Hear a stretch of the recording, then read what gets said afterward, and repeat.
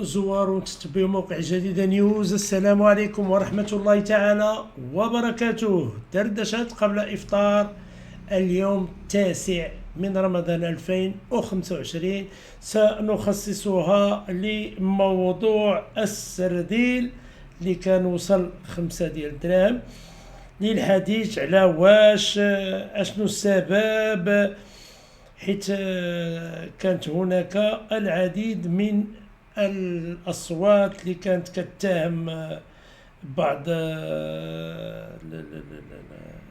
الجهات بما فيها السياسية. أخيرا صدر واحد المقال في جريدة برلمان كوم، كيقول حول تفاصيل لعبة الحوات المراكشي عبد الإله مع حزب الأحرار. 30 المهم 10 مارس 2025 هذا المقال هذا، يعني اليوم.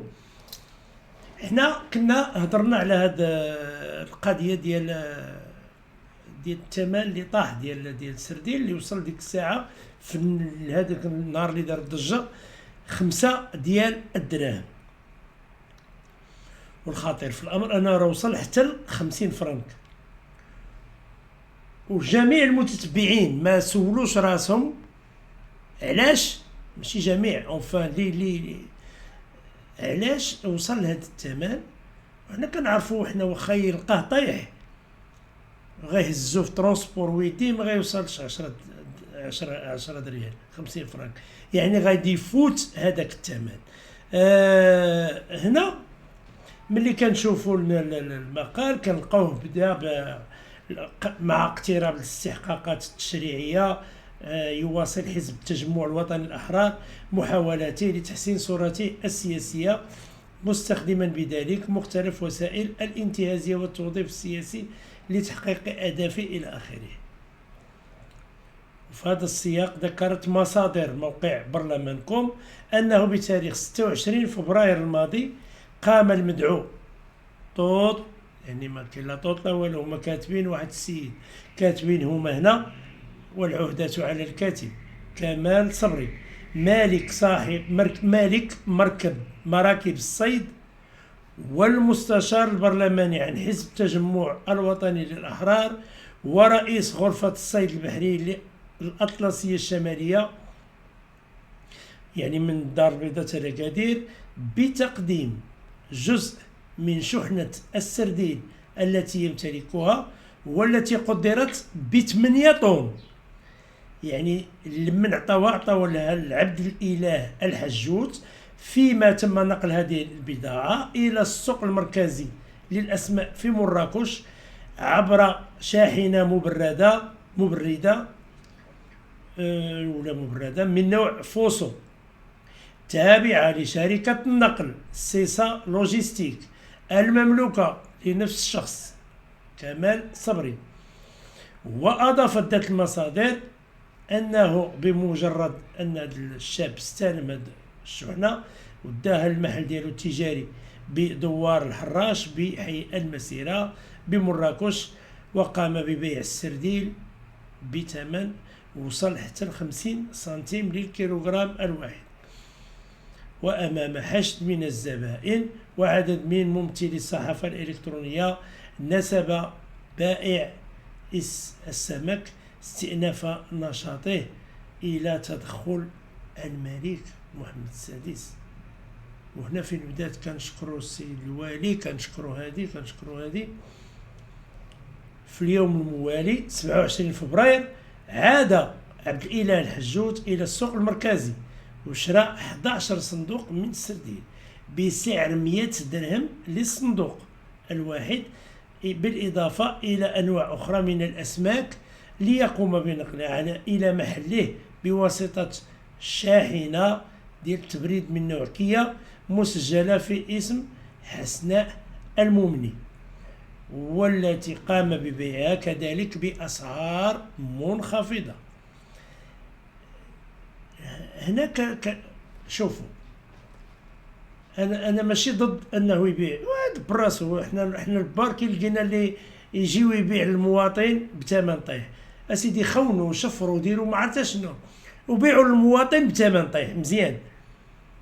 دابا هاد السيد عبد الاله باع للمواطن بثمن طيح مزيان، الله كتر خيره. علاش باع لهم بثمن طيح؟ لانه خاض فابور من عند السيد اللي ديال المراكب. وهو هاد النقطة هادي راه ماشي دازت هكاك، أثرات على المغرب كامل، حيت كلشي المغاربة ولاو كيهضروا على هاد النقطة بحال راه بصح نيت الثمن ديال السردين هو هذاك، بحال الثمن ديال السردين يقدر يوصل ل 10 درهم، ما يمكنش. وكلشي تيق هاد القضية، وكلشي ولا كيضرب في المراكب اللي ما حتى هما بخبيزتهم. حنا ما نقول لكم هاد القضية، انا ما غادي نشكر حتى شي واحد، لان كلشي بخبيزته، كلشي كينهش في الشعب. السياسيين كياكلوا الكبده، المتضاربين والسناقه كياكلوا القلب، وكل واحد واش كياكل في المواطن. دابا الحوت كيجي واش المهم فراس المسؤولين، ولكن ما عندهمش ليها باش يحلوها، انه كيتفقوا هادوك اللي كيشريو الحوت، كيتفقوا شكون فيهم اللي غيشري الحوت، وما من غيره ما غيشري حتى شي واحد، وكيتفقوا فين غيهبطوا الثمن، فين غيوقف. واحد كيشري الحوت، الاخر كيتفقوا هو اللي غيشريه، الاخر هو اللي غيشريه، مو بيناتهم داكشي مدورين بيناتهم، والمواطن بطبيعة الحال هو اللي أي العصا بهذا المفهوم هذا. هنا المقال دائما كيقول لك: وأكدت ذات المصادر أن شخصيات بارزة داخل حزب التجمع الوطني الأحرار تحركت بسرعة في الكواليس للتدخل في القضية، من بينهم الناطق الرسمي بيتاس، الوزير المنتدب المكلف بالعلاقات مع البرلمان والناطق الرسمي باسم الحكومة، الذي طلب من محمد يعقوب التدخل لصالح بائع السمك لدى كمال بن خالد رئيس غرفة التجارة والصناعة والخدمات لجهة مراكش، وذلك بهدف توفير ثلاجات لعبد الإله الحجوت لتخزين بضاعته، في خطوة تهدف إلى تمكين الحزب من استثمار القضية سياسيا.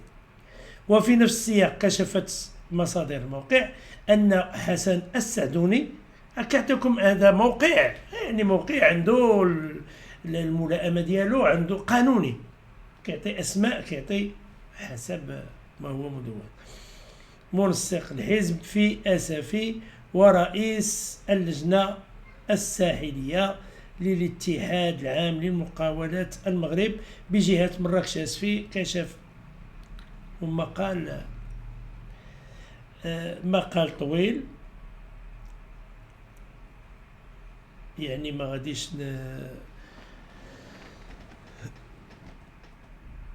يعني ماشي كنجبد من راسي. مقال طويل، برلمان كوم، المعلومة حق الجميع.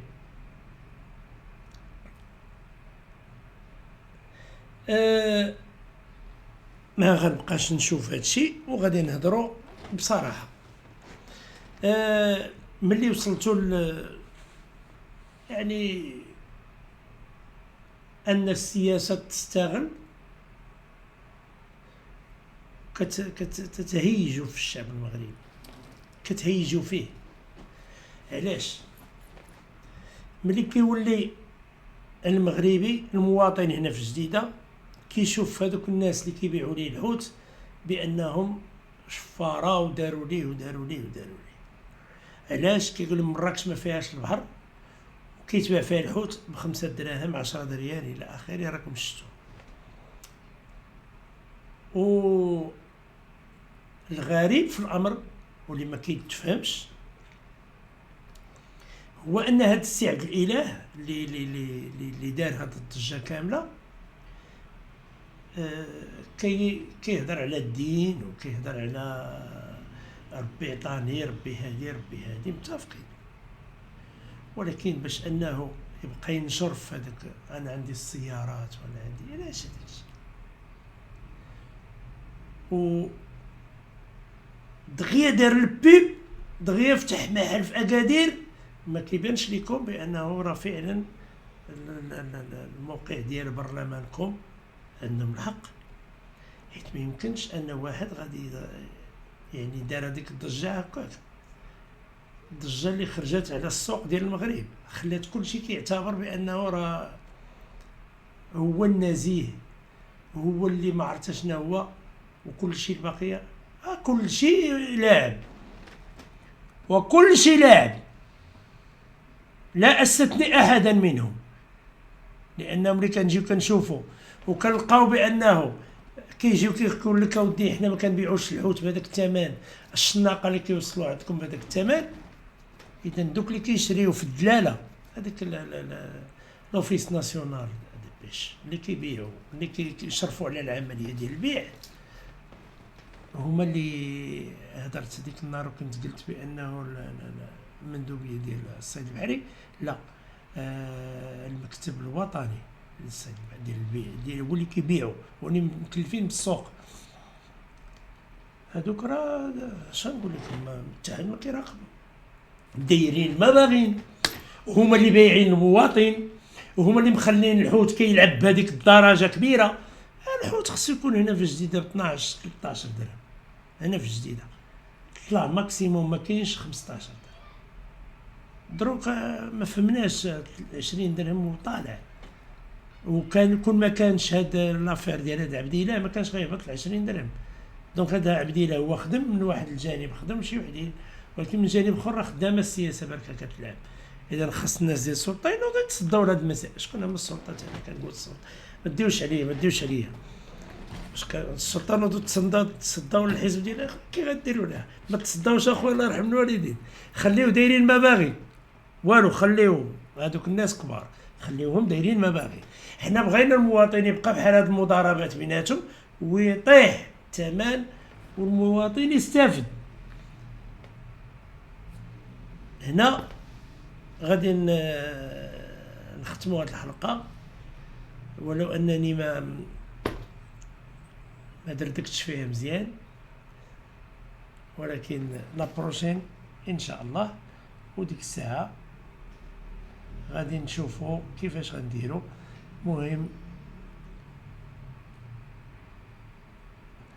ها هو حرب، ها المقال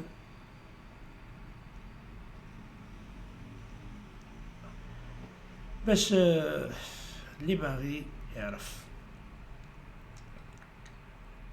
إذا دردشتنا لهذا اليوم تنتهي الآن، وإلى دردشة قادمة بحول الله يوم غد في نفس الموعد. السلام عليكم.